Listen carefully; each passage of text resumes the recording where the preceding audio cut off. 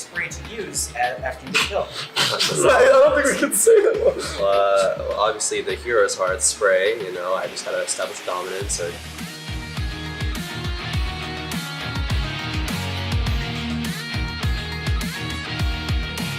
name is Khroen. Yep, I'm Casanova. And I'm Droplets. This is the third Blizzcon for me, first one competing. This is my second Blizzcon. Yeah. This is my first Blizzcon, so it's a lot of fun attending. I think meeting everyone here, mostly fan interaction, people who recognize me and they're like, yeah, I love what you do. Just having that, I guess, gratification and just seeing all the impact that I'm able to make is just kind of means the world for me. Yeah, and I agree with that, but even on top of that is just the energy of everyone around. Everyone seems so passionate about the games and passionate about the esports or us or just Heroes in general, and it's a lot of fun to be around. For me, it's similar to both of their points. It's that I think meeting new people and the atmosphere overall is really great.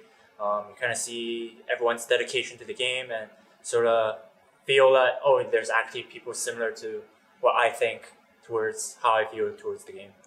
I think she's a very strong hero overall, with a lot of mobility and kiting capabilities. I think she's very high skill cap and should definitely be really great playmaking range given the right hands. Yeah, I think she's a lot of fun. I think that's one of the great things. I think it's always great when they add a hero that has a lot of depth to the kit and what you can do. And I think it's a lot of fun that there's a lot of mobility that comes from landing skill shots. It's a very rewarding hero to play because when you're landing your abilities, you're able to accomplish a lot more. But you do get punished if you make mistakes, which I really enjoy a lot from the design of the hero. Yeah, I just tried her out for the first time a little bit ago, and I'm in love with the hero, honestly. I think that in good hands, she'll be able to be super, super dominant. It kind of reminds me of, at least maybe for me as a range player, like Li Ming and Hanzo and some play like Li Ming, when you make super good plays, you just pop off and carry a whole team fight. I think she can do that. And then with Hanzo, it's a very specific style of hero where you have to just get insane amount of games on that hero to be able to be proficient. And I think that Orphea will sort of fill that sort of same category of you just have to grind games to get really good at her uniqueness because she's not really like any other heroes that we have in Heroes of the Storm. So overall, just excited to be able to play her some more and see what kind of impact that she can make. Yeah, I think it will be a big change. A lot of the meta, maybe not a lot of the meta, but the way that people play the game right now, at least competitive, revolves around, hey, you get forts, that's a huge, massive XP advantage. And say, for example, maps like Volskaya, if you get the first protector, a lot of people, go for the top well. But then over time, it developed into, okay, at Volskaya, you can just get the mid fort and you get XP for 10. And it just snowballs from there. Usually if you win the first objective, you might win anyway. But it's just that same sort of style of thinking. I think it'll change the game in one of two directions. Maybe one of them being once you do push that fort down, then you can have catapult pressure. Maybe you'll have some sort of rat style off split pushers that will push with those catapults and get more pressure if they're able to protect them. Or it will go into a route of maybe just more brawling because you don't get XP, from the forts, but you'll get XP from, kills, and maybe people value that more. Yeah, I think Khroen brought up the main points of what you can look out for as far as the meta. It's going to be really hard to tell at this point, but each of those styles are probably the examples of what could happen. But for me, I'm just happy overall that there are changes. I like the concept of having a major overhaul change after BlizzCon right before the season starts, give the players some time to adapt for the HGC, and it keeps the game fresh and changing and evolving instead of having a stagnant meta for a long time. And although these changes are pretty drastic and a lot of people have kind of given some backlash already, it'll remain to be seen, and maybe if it's not working out well, then they'll revert a little bit or they'll just tweak it and we can just hope for the best. But overall, I'm just excited that they do make these big, broad changes going into the next year. I think in general, it seems very rewarding for a slower, patient play style, sort of. So from my experience, I played a few games on the new patch, and it seems that it's really less snowbally.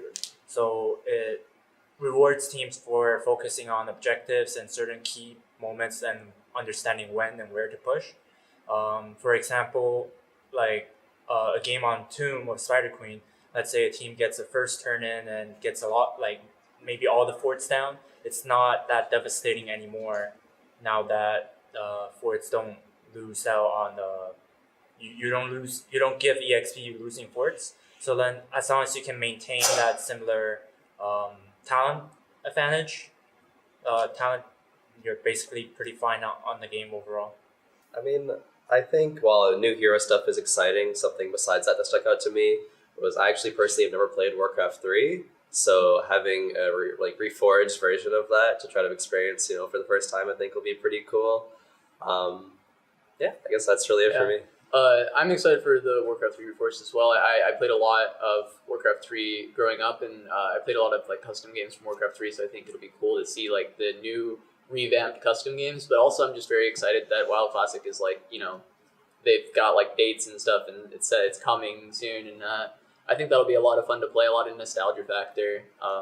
Since I grew up playing World of Warcraft from vanilla, and I think it'll be awesome to play that. For me, it's sort of two parts. So the first one is, I would say, the cinematics. I always enjoyed the Blizzard cinematics. They seem really cool, and being able to experience that live with the surrounding sound and everyone cheering it on, it's definitely such a rewarding experience.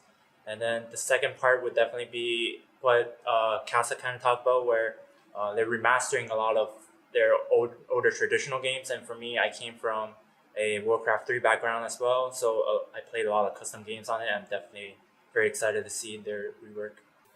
I mean, I grew up playing so many different Blizzard games. Like I played Diablo, I played WoW, I played Warcraft 2. I never played Warcraft 3, but I played Warcraft 2 a lot actually. But I think overall, memories that I've had in World of Warcraft, I think will always stick with me. Like I still talk to friends that I met in WoW from like 10 years ago or so, and it's really cool to have those experiences with people. It really means a lot to me. Yeah, it's a lot similar to Khroen. I played a lot of WoW growing up, and so I still have friends from the game. And even though now it's not as much like going back and playing it isn't always as like exciting for me, but even just like watching it, like watching an arena tournament, and being like, oh yeah, I mean, I used to play threes and I love threes, and so watching those arena tournaments or just seeing the cinematics and the universe evolving is like, it always like has a good feeling for me, even if it's not a game that I necessarily play as much anymore. For myself, it's more so towards Warcraft 3 because I played a lot of the regular RTS game as well as a lot of custom games, and I remember it's just one of my favorite moments as a kid. I even imagine myself like being back at when I was a young little kid, always excited. Oh, I get to go home and talk to all the people in the channels and stuff, and get back to gaming together with like people with similar passions. So for me, it's sort of like right now it's a great time for a break overall. I definitely still enjoy playing a lot of Heroes, but at the same time I think it's definitely sometimes you have to turn away from it as well, so you have you don't feel burnt out from the game. So my focus right now is sort of also getting back to a healthier lifestyle, so that's sort of meaning like reconnecting with old friends as well as going to the gym more often, that sort of thing. Yeah, and then Khroen and I are actually going to Japan for a week after Blizzcon. We're going with Tomster as well from NT, so we'll be taking a week out and going to Japan. I'm sure play a little bit of D&D while we got some time, and other than that, yeah, I mean, trying to get ready for the next season. Haven't had the best year myself, so I'm trying to kind of get some refocus, get a rebuilding, and try and go for a good 2019. So yeah, no, I'm excited for this upcoming Japan trip. I think it'll be a really, really cool experience. Haven't quite taken a trip in a long time that hasn't just been for like HGC or like a tournament or something. So that'll be really cool, and it'd just be good to have a break. Just having to play and grind throughout the whole year. It's it gets stressful. It gets to be a lot sometimes. So having a little time away will be good, and then once I'm back and refreshed, going back and spamming Orphea for a while so that I can pull her out next season, HGC.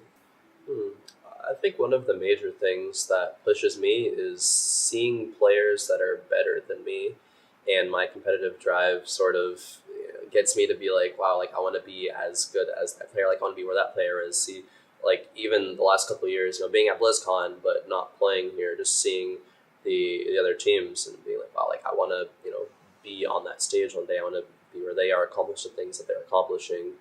I mean, there was a big moment for me actually recently at mid-season brawl where I played a lot of Hanzo, right? And I was like, yeah, I feel like I'm pretty good at this hero, so like I don't really feel like practicing it more, and I kind of got like demotivated from practicing Hanzo. But then getting to mid-season brawl and seeing Rich and SCSC on Hanzo, I'm like, I suck at this hero comparatively to them. Like it just motivated me to want to go back, and I played like 2 weeks of just like Hanzo straight in Near League. I don't know, maybe it's just me, maybe I'm weird, but I see stuff like that and it just really motivates me and pushes me to be better.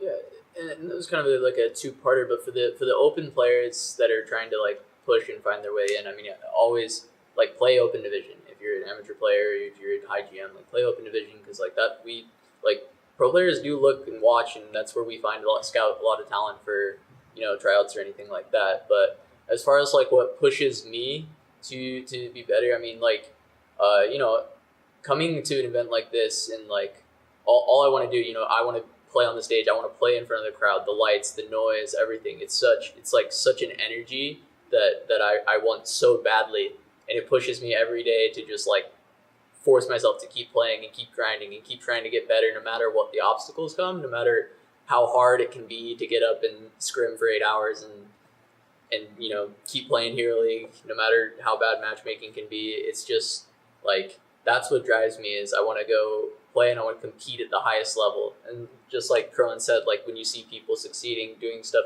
above you, being better than you, all this, like you just want to go after it. You want to catch up. You can't, stop. You just have to, until you're at that peak.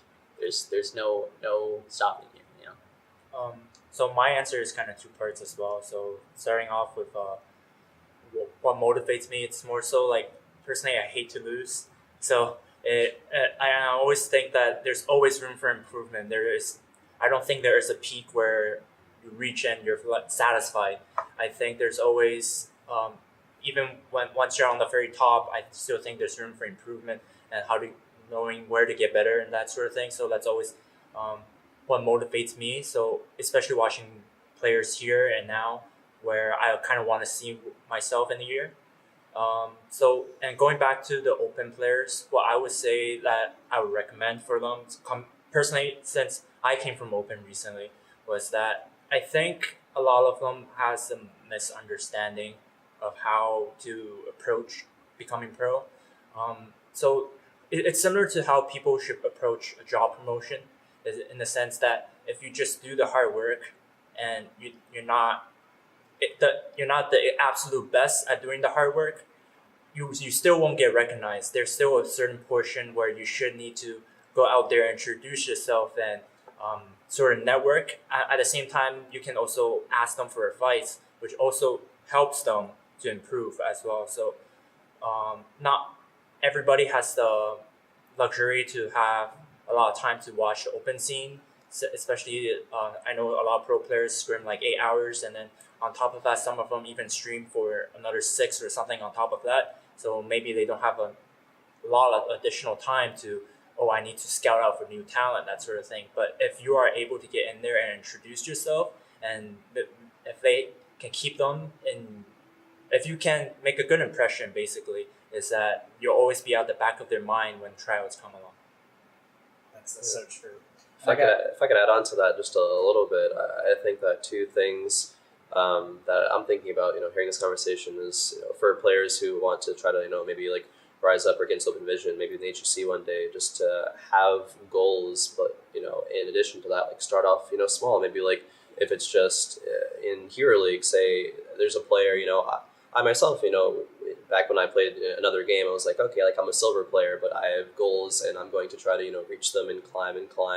And working towards those was sort of like the first steps. And in keeping just doing that and be on the grind, sort of translating it to this game. I started off in dorms 2015, and I'd wanted to eventually go pro in Heroes in the Storm, but it was like a way far off jump for me. But I eventually, I went on an amateur team. I played amateur for a very long time after like climbing up in the Hero League rankings, and then after that was on a different amateur team and we didn't quite see success. But then after that, finding more opportunities. And as was said, like networking, while having those small opportunities, starting off small and making your goals bigger and bigger and bigger over time. It's a process. You're gonna need to treat it as a process. You're not just gonna magically, wake up and be in the HC one day. It's a big thing. So just take those steps and keep on it.